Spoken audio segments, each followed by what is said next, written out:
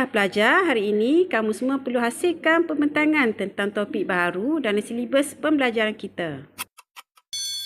Saya dah cari maklumat untuk bahan pembentangan kita. Kita akan buat projek ni jadi hebat. Baik, jom mula selepas balik sekolah nanti.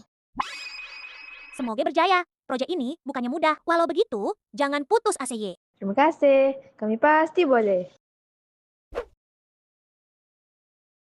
Baik, aku buka file dulu. Kenapa ni? File projek hilang? Apa? Biar saya tengok. Jangan panik. Kita masih ada masa. Kita cuba cari cara lain untuk selesaikannya.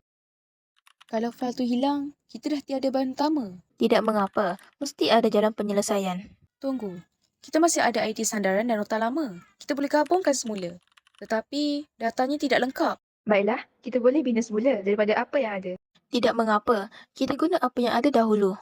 Kalau kita susun ikut turutan ini, kita boleh pulihkan strukturnya. Okey, kita fokus. Kita boleh siapkan jika kita kerjasama.